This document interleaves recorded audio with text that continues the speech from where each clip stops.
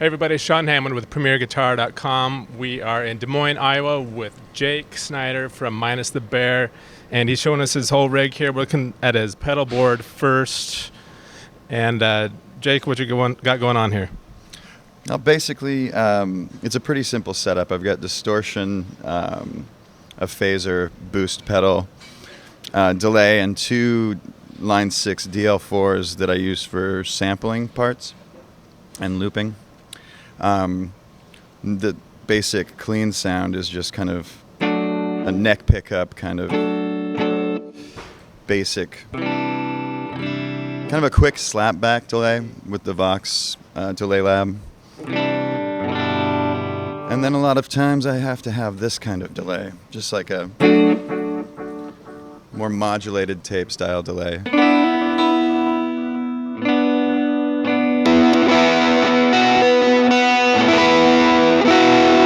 Really dig the Green Screamer for distortion, just kind of like a Tube Screamer and 808 style thing. Yeah, I've used that in the studio on bass. It sounds really good. Really great, true bypass and pretty good stuff. And this old thing, the Musitronics Phasor, I think it's called. It's just a really nice, old, rich, thick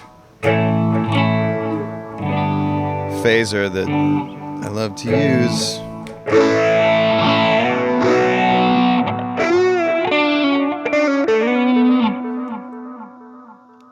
So yeah, that old phaser is amazing. It's kind of my favorite pedal. Is that a pretty new acquisition? I've had it for about 5 years. Actually, got it when we were doing Planet of Ice, I think. So. What about the blue box down here, the mysterious thing that just says Vol on it, I think? This is a nice clean boost that a friend of our drummer made. Just gives it a really nice boost that, yeah, might have been a little too loud. And it retains this boost. Some boosts kind of make things quack out and kind of get a little, harsh, and this pretty much retains all the bandwidth. And I don't know why it's such a nice one. It's good with the Vox amp too. It's cool. Now, is this just a volume pedal over here, Ernie Ball? Just a volume pedal. I basically use that to mute stuff if I'm going to sample a part that I'm going to play in a song, but I can't sample it during the song. So sometimes between songs I'll sample something real quick with the volume off. Now, of course, the Line 6 DL4 delay modelers are pretty much synonymous with Minus the Bear, and Dave is super famous for his sampling techniques. Were you into these before Dave got into that area, or did he sort of drag you along for the ride? Or well, he started playing with these toys, and I kind of, being a jealous kid I wanted to play too, so had to get a couple of them and start doing some sample stuff. Like the song The Fix, it's just you do a little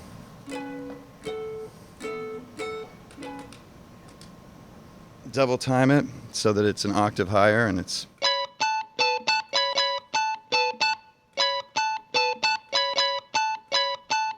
so. And Dave, those kind of things. Now, Dave, when we did our feature with Dave back in our November issue, we brought you guys some copies of that, by the way. Mm-hmm. But Dave is sort of famous for, well, I mean, there are other samplers on the market, but he, at the beginning of each song, he's constructing his samples for that song. Is it sort of the same way for you, like kind of like the randomness of doing it on the fly instead of having it saved in there? Yeah, and basically the only reason that I don't have samples saved is because I don't own any gear that does that. So you lose the samples anytime a piece of, like a Line 6 gets the power plug pulled on it. So it's really tough to save stuff and have it do all the stuff specifically that it does, like the and reverse, and it just does stuff that most other pedals don't do. So sort of the eccentricities of the DL4 are sort of part of your sound. Into the music now, at this point, somewhat. Let's talk about your guitars now. You're recently into Ibanez models, although in the past you've played Gibsons and Gretches and stuff. Mm-hmm. I've always had a fairly eclectic collection. But then met with Ibanez while we were on our last tour, and they brought a couple of these road core guitars out that were the production models, I think, and they were pretty interesting. So he told me about this specific guitar that's kind of modeled after a hot rodded 52 Tele in a way, and it's a different wood than they usually use on those road cores. They're all mahogany, and this is an ash and maple neck, maple fretboard, and mini Duncan humbucker, which I like minis quite a bit. So, is that stock on it, or did you have the pickup swapped out? Or that was stock. Yeah, this is what they had put together, luckily for me. And then once I got the guitar, it was just a really good fit. Like, fit my hands well. The neck is awesome, and the intonation's just impeccable. Setup's great. Do you know what the bridge pickup is? It's a Duncan as well. I don't know the model though. How would you contrast it with the Teles that you already own? It's a little tighter sounding. It's like the neck pickup, which I use almost entirely, being a mini humbucker compared to the regular Tele single coil, just gives it a little more bite, a little bit more like higher end texture, and it's pretty cool. Looks like the neck profile may be a little bit more of a like D or C shape than a vintage Tele neck. Yeah, it's a little bit of a soft C, it feels like, somewhat. But it's a bit fatter than most of the Ibanez guitars I've played. It's definitely not like a shredder neck. It's more of a classic feel. So now you have another Ibanez that's different. I think it's maybe, if I remember right, it's kind of the same body shape. We'll take a look in a second, but it's got P90s, I think. Yeah, P90s, and that's the mahogany body. It's kind of a double-bound black guitar, the rosewood fretboard, so quite a bit different than this one. Tends towards more of a Les Paul Junior-y kind of sound. So Jake, notice that you've got your selector switch on this guitar and on the other one taped in a specific position. Is it the bridge pickup or the neck pickup? I always use the neck pickup almost 100% of the time, and on these guitars it just happens to be in my strumming path. So live, I just end up if I don't have the tape on there, it could be a very varying tone throughout the strumming process. It just goes back and forth. So cool. Sometimes on the Gretch I'll use both pickups, just because with the Filtertrons it's kind of a nice chimey and kind of throaty sound. It's cool. It's a 90s Japanese made roundup, kind of like basically a Pro Jet with the humbucker Filtertrons instead of like the single coils that the real roundups would have. But yeah. Which songs are you playing the Gretch on these days? I'm playing the Gretch on, I think it's Secret. What am I playing the Gretch on there, Booters? Yeah, 5-guitar. Let's Play Guitar in a 5-guitar band and Throwing Shapes. Sweet. Thanks, Booters. That's the tech for all you guys, right? Yep. All right, Jake, so you've been using Vox AC30s for the last couple years now? Yep. A year and a half or 2 years.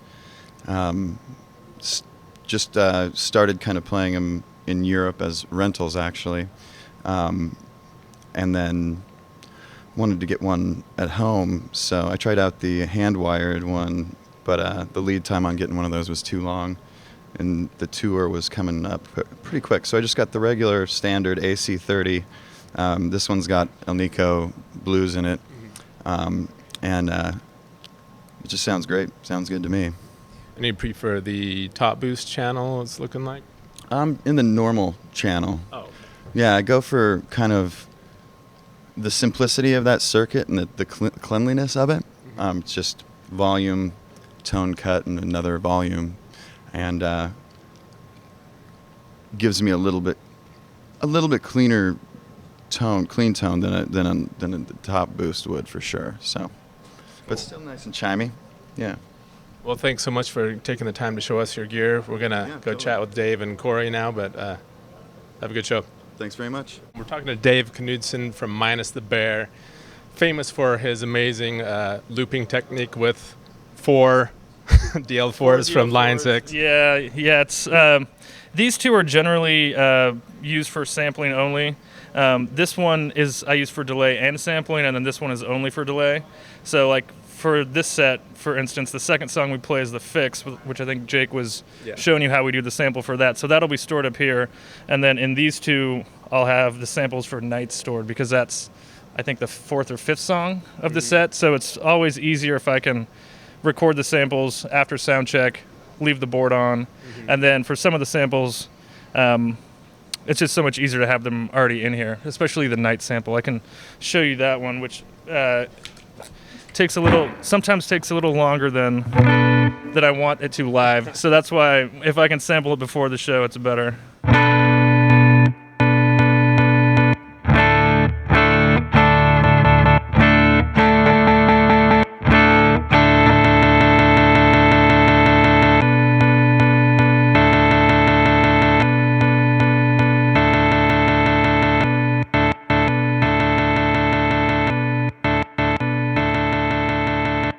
That one gets a little more involved in terms of, I have to sample only a snippet of the chord that I'm playing. Do you have to do like Achilles workouts before your show, or it pretty much happens every time you guys play? I think my Achilles have been worn in pretty well. So, and then there's other samples like Pachuca, which actually are sampled during the song. So when the bridge comes back in on Pachuca, I'm generally going. My bridge part is.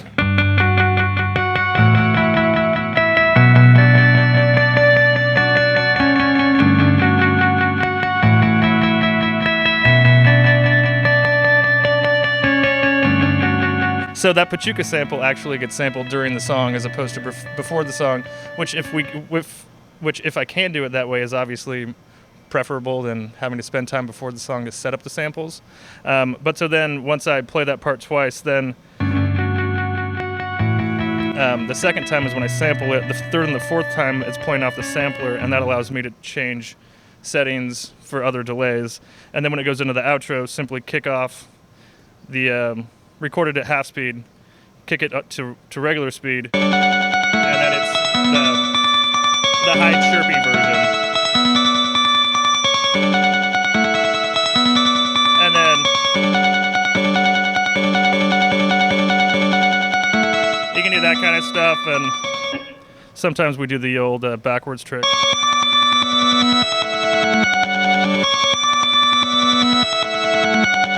Couple different variations. So you said there are like two songs that you do the samples during sound check or whatever before the show, but on a lot of the songs you're creating the samples or the loops like during the intro or before and stuff, right? Part of the song during the bridge, during an intro, something like that. And then there's other songs to get even more deep into the sampling. These loop stations, these are for samples that are really hard to recreate, and they're just stored in here because all the line 6 stuff you have to do live because it doesn't have a memory. Right. So, for example, like Into the Mirror, I have it stored just as a one-shot sample, setting 1. And then that's just, I don't have to sample anything for that, so that makes it super easy. And then on songs like Tosca,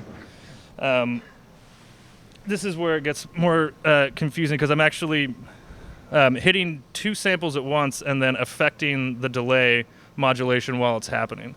So for that song, I put my knobs like that on the DL4, and then when the outro comes in,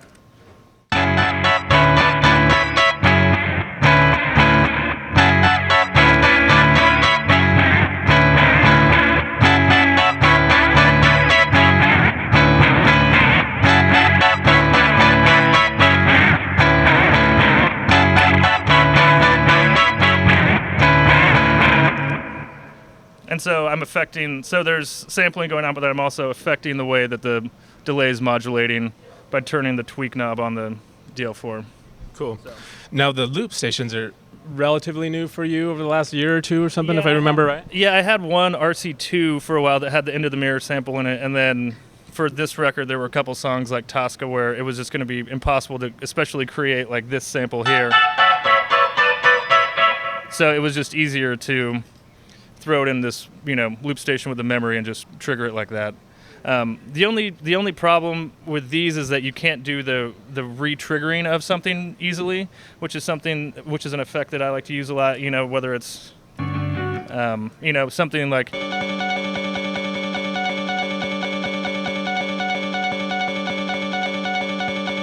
A lot of times you can, by stuttering the sample like that, you can get a cool, rhythmic riff out of it. And with these, you can't really re-trigger it like that. So even though I have all these sampler pedals, they're not quite perfect yet. How many DL4s have you owned in your life? Quite a few. I mean, Line 6 is nice enough to send out replacements, and because a lot of times with that much re-triggering and hammering on the buttons so hard, stomping on them, stuff breaks, or especially if you're playing a really hot club that's humid, sometimes the moisture will turn the pedals off, and the sample will go away in the middle of the show, and then it's kind of like, oh. Cool. Is there anything else in your sort of overall looping technique you want to demonstrate, or should we move on to the rest of the pedalboard? I mean, that's kind of the majority of what I've been doing. I mean, there's other songs like White Mystery where, sorry, let me get over here. So White Mystery is a really fun one, actually, because I get to sample just while the verse is being played. So for that...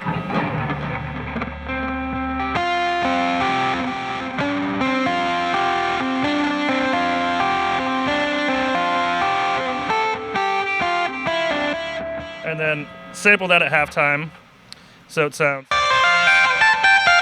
And then there's one other sample, so there's two samples happening.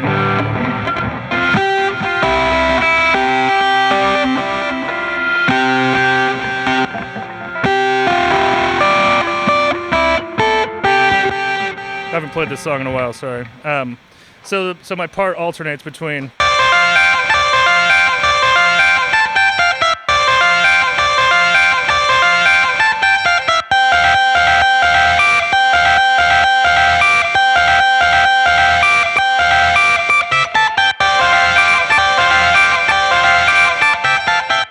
And that's the song that has the real big sort of sample solo in it, where stuff's going backwards and forwards, and you're down there. And yeah, exactly. So that's a pretty fun one. Well, cool. Let's look at the rest of the pedal board, and Sure. You can tell us your favorites. I know we're almost out of time, and we want to talk to Cory too. But Sure. Let's talk about your other pedals and your guitars. Yeah. So as you can see, I mentioned it before, maybe, but there's a ton of stuff on here. I do have a Electro-Harmonix Hog that I love bringing out on tour, but it just takes up so much room because it is on a separate board where your foot is, and it has the expression pedal, the Hog controller, and then the preset thing. So it's like three pretty huge pedals for only one or two sounds. So I've been using this M5 to kind of recreate some of those sounds, some of the hoggier stuff, like using the Smart Harmony. So that's been a nice space saver, even though I would obviously prefer to have the Hog just because it has its own awesome characteristics. This box of rock is probably, of non-sampling pedals, is my favorite pedal. I mean, I just love the clean boost and the way it adds sparkle to both my amps. And then you put on the fuzz and it just gets filthy for songs like Secret Country or Steel and Blood or any of that. And then the tone press, I've been using a tone press for, I don't know, maybe 6 or 7 years, and that really brings out a lot of the... Well, these strings are kind of dead, but...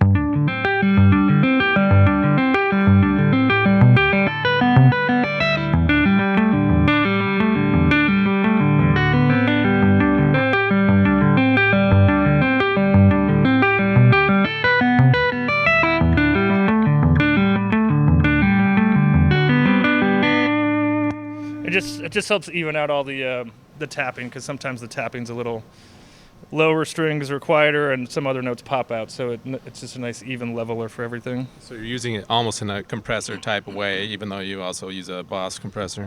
The Boss compressor, actually, I don't even use for compressing. I just use it to cut the signal, so that, like we were talking about, if I do have to set up a sample before, during the show, before a song starts, I'll hit this so that it's not full volume for my amp going out to the front of house, and people are like, they're doing that song next or whatever. So it just lowers the volume a little bit. But this is never on when I'm playing. This is the tone press is the compressor of choice. Just so you can barely hear it enough to make the loop. And exactly. So I can hear enough of it to where I can, know that it's in time or that I've played it correctly. But going to front of house, it's, a much lower signal. So hopefully people don't. I'm sure some people can still hear it, but it's not as obvious and annoying as me sitting up here. It's kind of intriguing too, actually. Like when I saw you guys, I could hear you doing it. I was like, oh, that's kind of.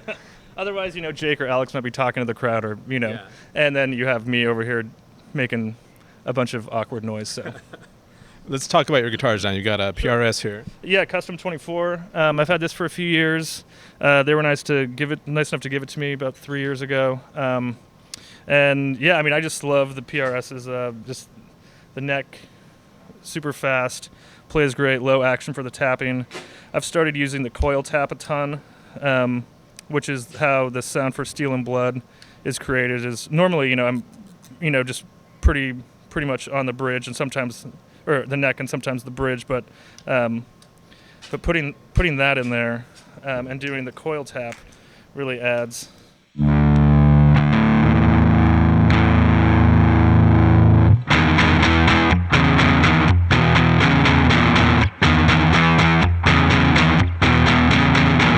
It just adds a little more noisy, just noisy grit to some of the songs that aren't meant to be so pristine and chimey. Okay. So. All right. Next up is another PRS. This is what is this one? This is a McCarty, gold top McCarty. I bought this probably 6 months before the band started at a shop called Al's Guitarville in Seattle, and it was my first PRS I've ever had. I was lusting after them for years and years, and then when this band started, it was. I was like, I want to write all this music on a new guitar that I've never played before and all that. So went and picked this up, and this has been kind of my baby forever. This has been all stock still? It's all stock, yeah. The frets have been replaced. I sent it back to PRS last year, and they refretted it for me and changed out the electronics just because they were kind of, after sweat and humidity and everything. Abuse and all that. So, but all the pickups are stock, and yeah, it's just amazing. No, you haven't had this one modified to be able to split the coils or anything, have you? It is a coil splitter too. Okay. But that was stock on an option as well. Even though I didn't use that option for I don't know how long. I mean, until just a couple years ago. So next up, you got a Fender. Fender Jaguar baritone. So this is just, this is only on one song called Secret Country, and it's. Just the fact of adding the low B string just makes it sound so super heavy, and it just adds a really cool groove to the song. And you're tuning it B to B then? Standard tuning? Yeah, so it's standard baritone tuning. And then this through the box of rock, again, with both the fuzz element and the boost, just really... Is it really girthy? Yeah, it just sounds enormous, especially for the outro. And you prefer the bridge pickup on that? Yeah, especially for Secret Country. I have been writing some other stuff with a neck pickup that's a little more, not as messy sounding, I suppose, a little more clean. Yeah. And it sounds great for that too. It's just, moving anything.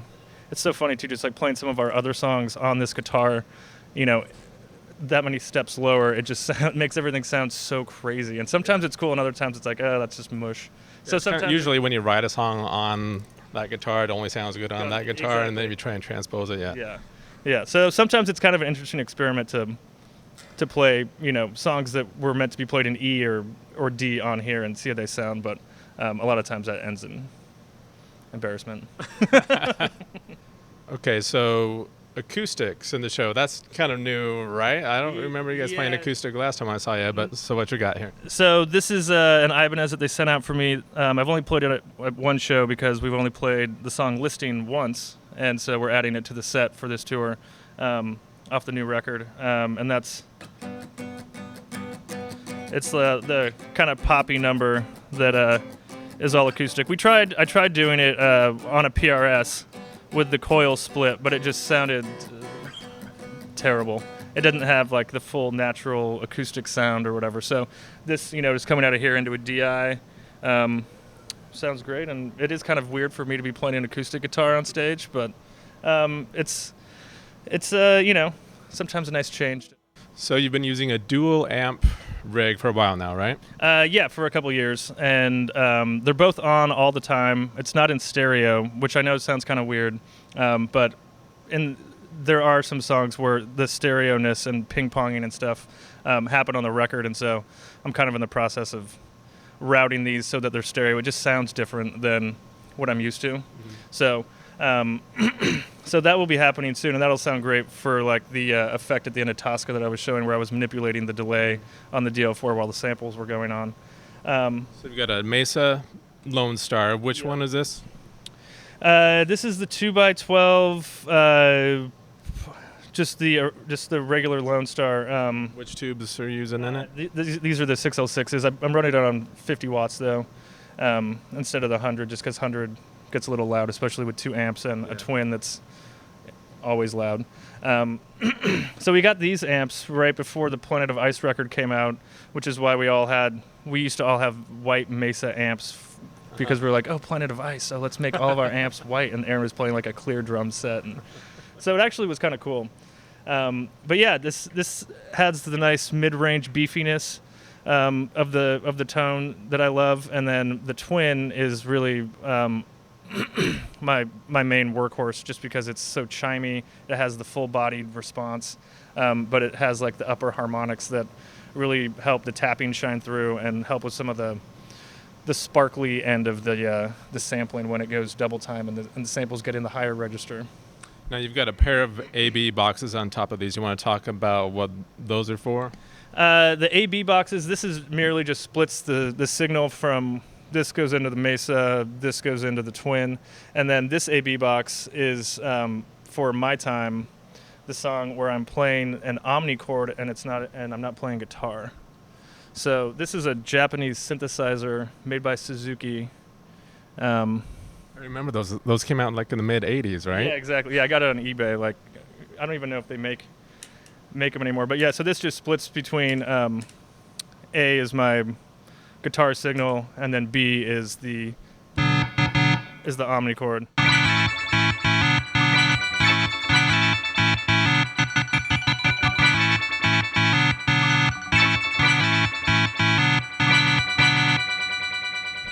Sweet. All right, so we covered the whole rig so far? Yep. Yeah, that's pretty much the extent of it. All right, cool. Well, thanks so much, Dave. Yeah. We're going to talk to Cory now, I think, if he's around anyway. All right, no problem, man. Thanks, Thank man. you. All right, so last but not least, we're talking to Cory, bassist for Minus the Bear. You've got an awesome sounding rig. We were just hearing it a second ago. We'll hear it again. Cory, where do you want to start with your rig, though? You want to start with your bass? Yeah, sure. It's just some sort of jazz bass. I don't even know. I'm the technical guy of the group. How long have you been playing this model? I just got it, actually. Just started playing it a couple days ago. So kind of breaking it in. And you had a black one over there, too. Is that also new? It's a jazz Aerodyne bass that I've had for a while that I really actually like that. It's kind of one of those Japanese Aerodyne kind of light basses. So What did you like about this one that made you decide to pick it up? just something different. It was, these kind of P-style pickups in the jazz formation seemed interesting. So We actually just reviewed this model, I think. Really? Yeah. Yeah, feels good. I mean, that was the I wasn't so sure about it when I first got it, but it feels good in the hands. So that's Which kind of pickups all I are you leaving it on usually? Do you sort of have it in the middle on both? Just Or? all of my stuff is just on. Yeah. There's no real reason for knobs as far as I'm concerned. The less knobs for me, the absolute better. And with the tones all the way up and everything? Yeah. You're not using tape like Jake and Dave, though. Yeah, no, I mean, it was meant to be turned all the way up. Yeah. So just go for it. All right, so from there you go into your pedal board here, which is compared to Jake and Dave's, it's like totally bare bones. Tell us about it. Again, there's so much going on in this band that I feel like the less that I have going on, kind of the better to fit in with everything. But that said, I go into that greed tone pedal, which is just like a overdrive, and that's really about it. The tone from the Sans amp is great, and I use that as my DI, and that's it. I really don't think I need anything else. There's so much going on this stage. Do you keep the Sans amp pretty clean then? A little bit of dirt. I will go back and forth between two channels because it's programmable. So, but yeah, I like a little dirt in it. Now, what's the brand on this pedal? Greed Tone. Greed Tone. Yeah, it's a local Seattle guy. Just builds these little guys out of his house. What would you compare it to? Is it, and like anything else out there that people are maybe familiar with? Geez, not really. I mean, I feel like big pies or, those things, they just lose so much of the bass. The low end, yeah. But this really keeps that, so I'm really happy with it. And then do you use the volume pedal just pretty much between songs, or not? You're not like fading in notes so much? Not too much. Every once in a while, a little bit, but mostly it's just, kind of a mute. All right, well, let's look at the source of the thunder over here. You got a Varellin, well, it's really a meat smoke, but it's a one-off special merch smoke. So it's I really don't want to play with anything else. Ben Varellin makes a mean amplifier, and it's great. It's there again. Few knobs, and it's really, you can just plug into it and you're ready to go, which is really awesome. It sounds like bass. And it's an Ampeg cap? Yep. Just run-of-the-mill 810 that's been around a couple of years. Let's hear it, because it sounds amazing.